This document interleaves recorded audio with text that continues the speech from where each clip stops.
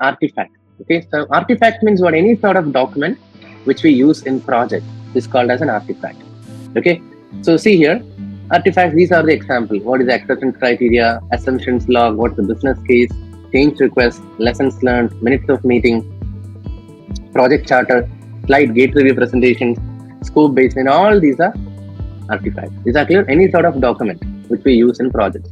Okay, if you see here, most of the things which is written here are predictive oriented, because predictive is heavily documentation oriented. I told, right? Agile is more of change oriented. Okay, it is more simple. Okay, now traceability metrics is a classic example of an artifact. We spoke about it, correct, some time back. The next one is project charter. Yes, go ahead, Hari. Vishak, this is, I think, this is different from stakeholders. Stakeholder mapping is done. This is over. That is over. Next is an independent topic. See, yeah. I told no, our curriculum is totally independent topics are there. Okay. Even if you check our journey so far, on day one we spoke about project lifecycle, and then scope, followed by cost, then schedule, quality we spoke, procurement, then governance structure, phase closure. Do you remember all these things? This is what we discussed. And then once we moved into lesson 2, we spoke about risk management. We started with risk management, and then we moved into communications, and then stakeholder engagement. This was our journey so far.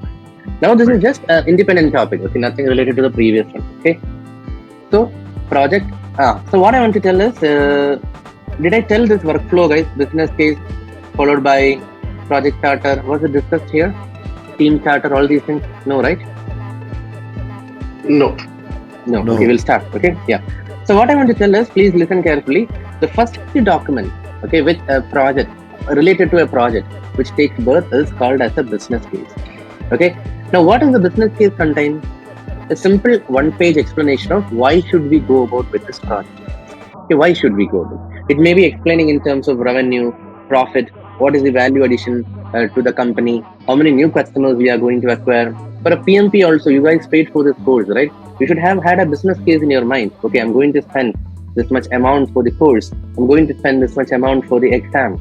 And my 3 weeks are going to be used for this. What is the work? What is the outcome of it? Like that, you should have thought. Okay, if that thought process you have done, no, that means you have done a great analysis about why should we do this PMP. Is that clear? So, what is the purpose of business case? It is conveying the big question of why. Okay, why should we do it? Okay. Now, what I want to tell is, in an organization, okay, there will be a lot of business cases submitted. Okay, business case 1, business case 2, business case 3, like that. Okay, a lot of business cases will be submitted. Okay. Now, what happened? Imagine from this batch, okay, let's say Suhas is submitting one business case, Vikram is submitting one thing, Bablu is submitting one thing. Okay, 3 business cases: Suhas, Vikram, and Bablu. Okay. Now, if Satya is the portfolio manager, okay, okay, what is her responsibility? You know, he has to review all the 3 business cases. Okay, and then all the 3 business cases will not be approved. Okay, because organization has got limitations of resources and all. Do you think any project can be executed? We need to look at the return of investment, what is the worth to the company, everything. Okay, so she will do that analysis, and probably she liked the business case which is submitted by Bablu. Okay, so she will give a go ahead to him, telling that, hey, you can go ahead and prepare a project charter. Is that clear? You can go ahead and prepare a project charter. So the project charter is a little bit transition from the business case, because it is not only addressing the question of why, but also what are we going to do. Are you getting?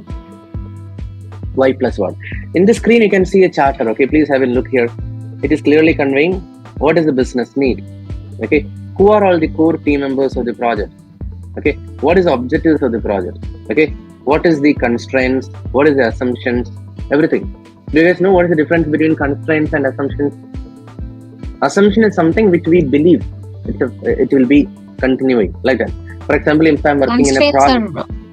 Go ahead. Constraints are limitations. Yeah, exactly. Constraints are limitations. Exactly. No, not block, limitation. Okay. For example, there is a constraint for me to finish this project by August 2024, or I have a constraint to wrap up this project in a budget of $500,000. That is what is a constraint. Because When I say finish the project by August, that means there is a compliance audit coming up. Before that, I should finish the project. Okay, so that is what is a constraint. Assumption means what? I assume that this department will be there for support as and when required, or the currency value of this particular country will be this much, or if you are working with a raw material, the price of the raw material will vary from this much to this much. All these are assumptions. Okay, because if the price fluctuates, then there is no point in going ahead with the project. Let's say steel price, gold, aluminium, petrol, all these things. We have some assumptions of doing this project.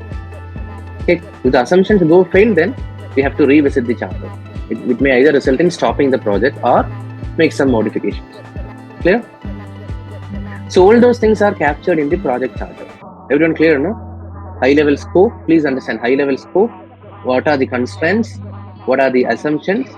Who are all the team members and who are all the project managers who are involved in this project? These things will be captured in the project charter. And one more thing I want to tell you, please listen. This is my personal perspective. Okay, see, the thing is, up to this moment, the ball is in the court of the initiator. Okay. Theoretically, the project manager is not the person who prepares the charter. Please be clear. Okay, there are many companies where we prepare, but I would say usually the project charter, up to this project charter, it is the job of the initiator. Okay, here the initiator is Bablu. Do you remember? He is the one who proposed the business case. So he is the one who is supposed to make the project charter also. Okay, let's say if Suhas is a PM, okay, he will come to know about this project only on the day of kickoff, when the charter is shown to him.